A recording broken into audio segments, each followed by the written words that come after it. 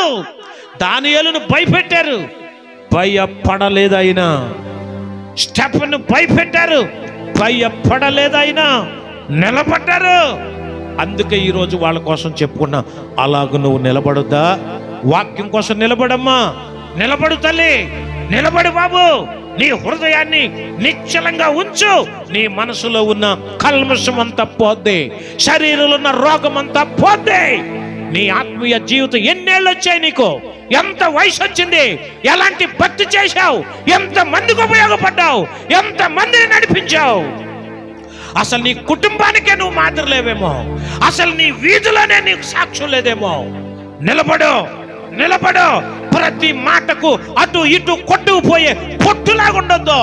గాలి వస్తే ఎగిరిపోయే పొట్టులాగా ఉండొద్దు. నిశ్చయంగా ఉండండి.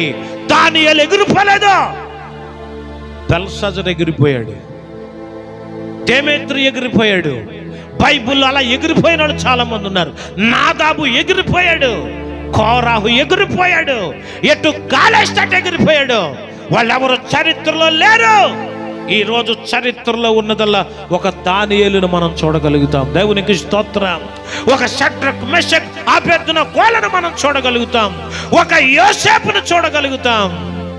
ఎంతమంది పగబట్టినా, ఎంతమంది కుళ్ళుకున్నా, ఎంతమంది అతని మీద దాడి చేసినా, ఎన్ని పరిస్థితులు ఎదురైనా, అదమ్మ భక్తి అంటే. చేస్తే భక్తి అలా చేయాలి అంతే. ఈరోజు ఇది నీకు ఒక సవాలమ్మా. 1,00,000 ఆలోచనలతో ఉన్న నీకు అవన్నీ తుడుపు పెట్టుకుపోవాలి ఈరోజు. దేవునికి స్తోత్రం కలుగును గాక.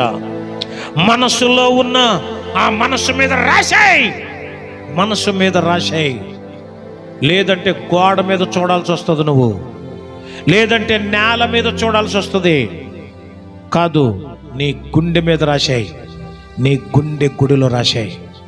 ఇంకెప్పుడు చెక్కు చెదరదు, ఏ దొంగ ఎత్తుకుపోడు. అలాంటి మంచి స్థితి దేవుడు మనకిచ్చినట్లు మనందరం ప్రార్థన చేద్దాం.